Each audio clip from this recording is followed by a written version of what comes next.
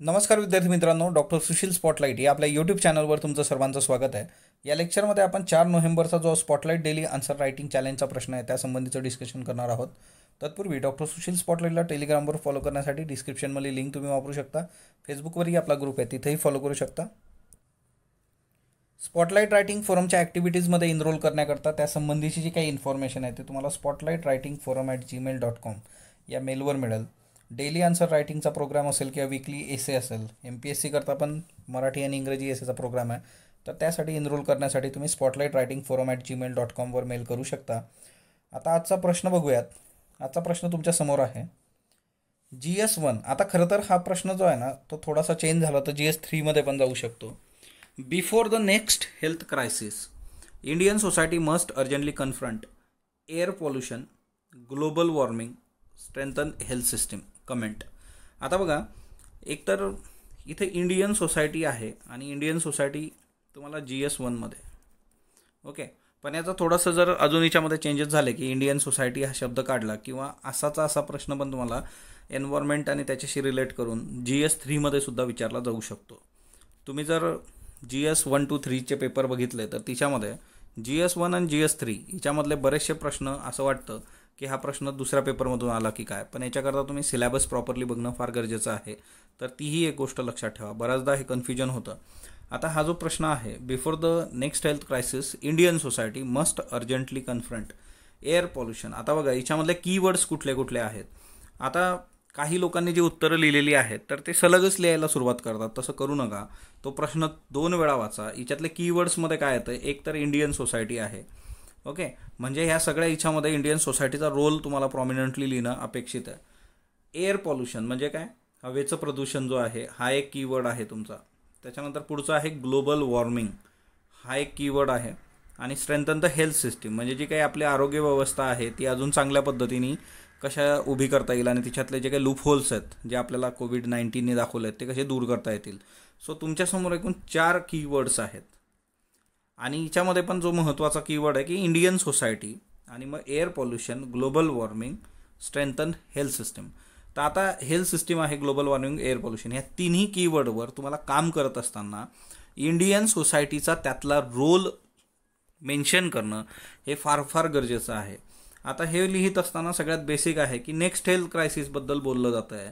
मग आता next health crisis मग आताचं काय आहे, तर ते तुम्ही कोविड-19 हा तिथं येणं अपेक्षित आहे. कारण हा प्रश्न त्याच्यामुळेच उपस्थित राहतो. तर त्या प्रश्नाची पार्श्वभूमी, सगळ्यात पहिले प्रश्न का विचारला गेला हे स्वतःला विचारा. आणि त्याच्यामुळे कोविड-19 इथं येणं की त्याच्यामुळे ह्या सगळ्या गोष्टी समोर आल्यात. आपल्याला दिसतंय की एअर पॉल्युशन कमी झालेलं दिसतंय, ग्लोबल वॉर्मिंग कमी झालेली दिसतंय, हेल्थ सिस्टीममधले लूप होल्स जे काही आहेत, म्हणजे हेल्थ सिस्टीमची जी काही पॉझिटिव्ह आणि निगेटिव्ह म्हणजे सकारात्मक आणि नकारात्मक जी इमेज आहे ते दोघी गोष्टी म्हणजे पॉझिटिव्ह असेल निगेटिव्ह असेल या दोन्ही गोष्टी आपल्या समोर आलेल्या आहेत ड्यू टू बिकॉज ऑफ कोविड-19. कारण एकंदरच एवढ्या मोठ्या प्रमाणावर इन्फेक्शन आहे. मग आता हिच्यामध्ये आपल्याला काय करायचं आहे की हे सगळे लूप होल्स बाजूला करून एक चांगली शाश्वत खूप चांगली व्यवस्था निर्माण करायची आहे. मग तिच्यामध्ये आता बघा की कोविड-19 आहे म्हणून लॉकडाऊन, मग वाहनं कमी, पण आता परिस्थिती परत पूर्वपदावर यायला लागली. आणि दिल्लीची अवस्था, तुम्ही दिल्लीची केस स्टडी इथं घेऊ शकता की ज्या केसमध्ये आता परत तिथं पॉल्युशन है ना, सिव्हिअर कॅटेगरीमधलं पॉल्युशन आहे, एअर पॉल्युशन जे आहे. नॉट ओनली दिल्ली, जर आज आपण लक्ष नाही दिलं तर उद्या मुंबईची अवस्था हीच होणार आहे. ग्लोबल वॉर्मिंग जे आहे दिवसेंदिवस वाढतं आहे, परत जे काही आहे इंडस्ट्री सुरू होणार आणि त्या सगळ्या गोष्टी. आणि मग हेल्थ सिस्टीम. मग आता याच्यासाठी तुम्ही काय केलं पाहिजे त्या गोष्टी इथं लिहिणं अपेक्षित आहे. म्हणजे काय की वे फॉरवर्ड नावाची गोष्ट जी तुम्ही सगळ्यात शेवटी लिहिता तर तीच ब्रॉडली इथं येणं फार गरजेचं आहे की काय इथून पुढं काय उपाययोजना करणार. मग हवेचं प्रदूषण आहे तर एअर पॉल्युशन कमी करण्यासाठी आपण काय केलं पाहिजे त्या बेसिक गोष्टी आहेत. किंवा म्हणजे आता फॉर एक्झाम्पल पब्लिक ट्रान्सपोर्ट खूप स्ट्रॉंग केलं आपण आपलं तर मोठ्या प्रमाणावर एअर पॉल्युशन कमी होऊ शकतं. पब्लिक ट्रान्सपोर्ट हे करणं किंवा आता जे काही सायकलचं कल्चर समोर आलेलं आहे, केस स्टडी म्हणून तुम्ही सायकल कल्चर, हे सायकल कल्चर खूप चांगल्या पद्धतीने जर ग्रो झालं. आता पुण्यासारख्या सिटीमध्ये सायकलसाठी रस्ते बनवलेले आहे, सायकलचा मार्ग आहे, पण त्या सायकलच्या मार्गावर सायकल सोडून सगळं काही असतं. मग त्या ज्या गोष्टी आहेत तर त्या खूप प्रॉपरली वर्क झाल्या पाहिजेत. आणि याच्याकरता सगळ्यात बेसिक काय येतं की वे फॉरवर्ड, सगळ्यात कन्क्लुजन बरीच लोक लिहितच नाहीत. किंवा वे फॉरवर्ड किंवा कन्क्लुजन हा जो प्रकार आहे की एंड जे होतं आहे तुमचं आन्सर, ते एंड होत असताना सगळ्यात बेसिक गोष्ट येते की अवेअरनेस अमॉंग पीपल, लोकांमध्ये अवेअरनेस आणा ती फार गरजेची आहे. कारण आता बघा पुण्यामध्ये सायकलिंगसाठीचं हे सुरू झालं होतं की वेगवेगळ्या कंपन्या तुम्ही रेंटवर सायकल घेऊ शकता, ते सगळं डिजिटलाइज होतं आणि जस्ट तुम्ही पे करून ती सायकल घेऊन जाऊ शकता. काय झालं त्याचा सगळा प्रोजेक्ट डब्यात गेला का? काही लोक स्वतःच्या घरी सायकली घेऊन गेले होते, काही लोकांनी ते पार एकदा तर आपले स्टुडंट होते, एक स्टुडंट चालवत होता आणि त्याच्या पुढच्या कॅरियरमध्ये दुसरा स्टुडंट बसला होता.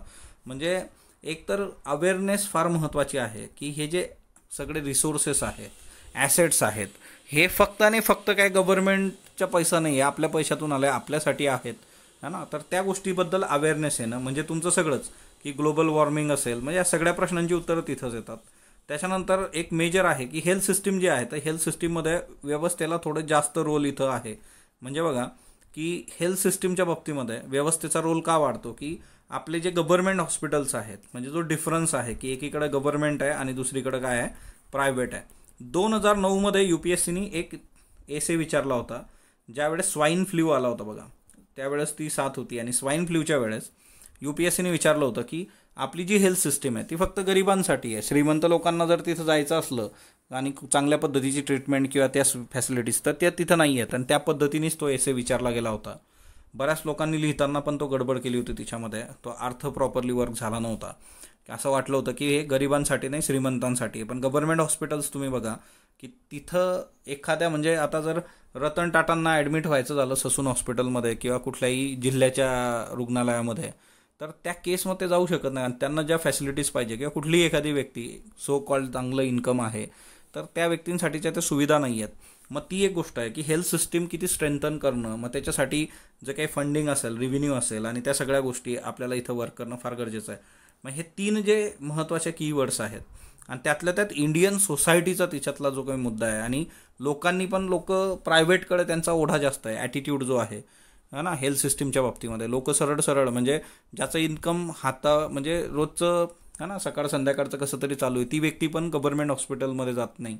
आणि त्याच्यामुळे लोकांचा ॲटिट्यूड चेंज करणं. सो इंडियन सोसायटी तो ॲटिट्यूड जो आहे ना की तो positive attitude towards government hospitals, तर हेही फार महत्त्वाचं. म्हणजे इतकं मायक्रो ॲनालिसिस करून तुम्ही ते कॉम्पॅक्ट उत्तर बनवणं अपेक्षित आहे. 150 शब्द आहेत, 130पर्यंत 125पर्यंत तुम्ही लिहिणं अपेक्षित आहे.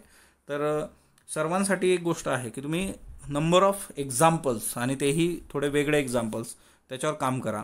तुमचं स्टार्ट युनिक पाहिजे, एंड तुमचं कन्क्लुझिव्ह पाहिजे. तर ह्या सगळ्या गोष्टी लक्षात ठेवा. मराठीतून लिहित असताना आता एअर पॉल्युशन आहे, हवेचं प्रदूषण, ग्लोबल वॉर्मिंग आहे, तर ते काय आहे तर जागतिक तापमान वाढ आहे. तर लिहिताना मराठीतून ग्लोबल वॉर्मिंग नका लिहू, हा ना. एखाद्या वेळेस तुम्ही मेन्शन करू शकता, पण ॲक्च्युअल शब्द आहेत त्याच्यासाठी, तर त्या गोष्टी तिथं येणं फार फार गरजेचं आहे. सो अशा पद्धतीने है ना गोष्टी वर्क करणं फार गरजेचं आहे. आणि आफ्टर ऑल रायटिंग स्किल जे आहे, आता तुम्हाला तुमच्या ह्याच्यातच जाणवत असेल की ट्रिमेंडस चेंजेस होत चालले आहेत काही लोकांमध्ये, तर ते होतील. अजून जस्ट 4 दिवस झालेले आहेत, है ना. हे कंटिन्यू राहिलं तर त्याच्यातून खूप चांगले रिझल्ट्स आपल्याला मिळतील. स्पॉटलाईट बरोबर जोडलेलं राहा. स्पॉटलाईटला लाईक करा, शेअर करा, सबस्क्राईब करा. धन्यवाद विद्यार्थी मित्रांनो.